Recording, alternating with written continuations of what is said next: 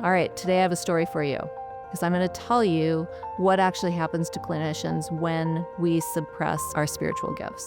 I'm Dr. Robyn McKay. I'm the host of Shiology. Welcome, and let's get into it. So I'm going to tell you this story from my own personal perspective of what happened to me when I was suppressing my spiritual gifts as a clinician and why I ended up leaving the field altogether to go in the direction of my psychospiritual practice that I have now. Let's start all the way at the beginning, though. I was a little kid. I was always intuitive.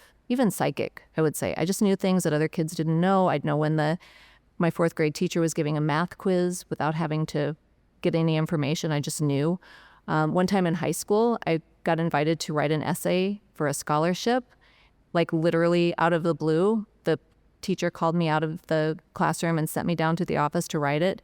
And on the way down, the entire essay downloaded into my brain. I wrote it out and I won a $500 scholarship. That was the first time I ever won any money for my writing. Pretty cool, right? So I'd always had that ability. Then when I was 28, I was working in the pharmaceutical industry as a medical writer, as a clinical scientist. I had this intuition still going on in the background, but it was not front and center in my life. And the longer I stayed in that field, the more depressed I got. I got burned out. I got frustrated. I knew I was supposed to be doing something different with my life, but I didn't know what it was. And so when I was 28, I had this moment looking at this picture from when I was in high school. I just graduated. I had my cap and gown on. My eyes were bright. I was excited. I looked like I could take on the world. 10 years later at 28, I look at this picture and I think, where are you? You're not here. You're not here with me. And my life looks way different than I thought it would look when I was 18 and fearless. I'd gained some weight.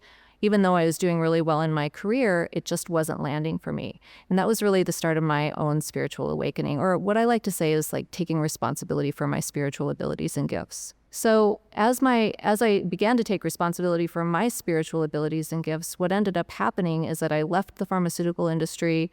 I started learning Reiki, and I started meditating, and I started working with pendulums and oracle cards, and I wanted to learn everything that there was to know about spirituality and spiritual intelligence and intuitive intelligence. And I really, all of that was just to know who I was, to know who I am, to know myself. That was my deep-seated call to action, is to know myself and to know what I was supposed to do with my life. So as I was learning all of these things, I started really understanding that I was having some trauma, and my guides actually taught me, my spiritual guides actually taught me how to do my own soul retrievals.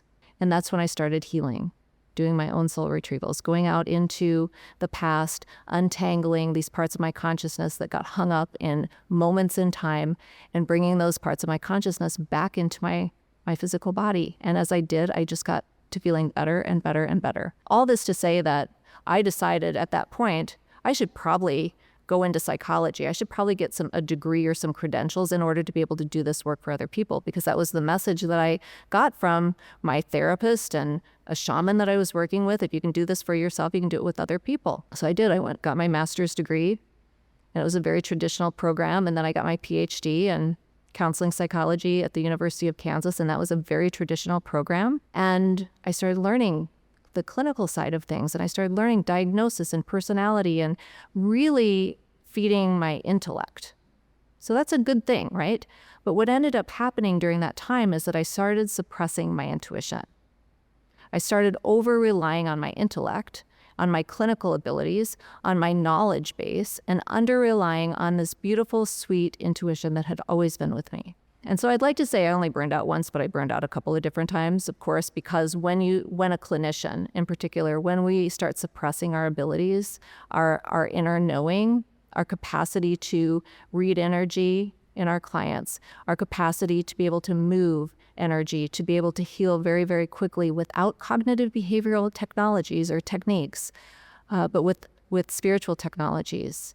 That's when things kind of go sideways in practice, I think, for clinicians, is when we have these spiritual abilities or these intuitive abilities, and we're trying to do our work as clinicians without giving up the fact or giving away the fact that we're actually doing a lot of the work intuitively and spiritually. What ends up happening for clinicians, I find, not just with me, but with the clinicians that I work with, we end up with our feet in two different worlds. We've got a foot in the clinical world, and we have a foot in the metaphysical or spiritual world. And so during the week, we're seeing our clients and we're making our clinical notes and we're consulting with our colleagues. And at nights, evenings, weekends, we're reading oracle cards and we're taking spiritual classes and we're learning the Akashic Records. We're doing all of these things behind the scenes in order to, I believe, become better at being healers, but also to understand ourselves better as well, which is what, by the way, our clients and patients are trying to do with themselves as well.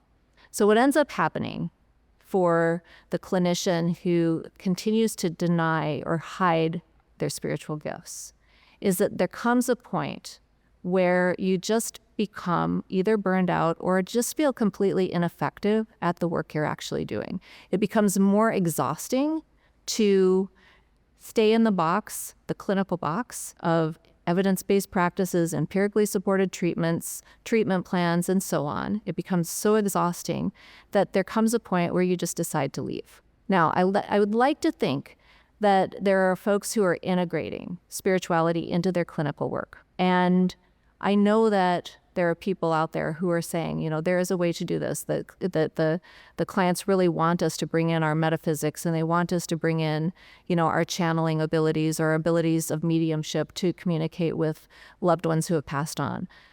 That may be the case, but with the clinicians that find their way to me, what they're actually doing is just stepping out of the field altogether because they're finding the field so constraining to their spirits, to their intuition, that they simply cannot bear it any longer. And what they do on the other side of that is what I did.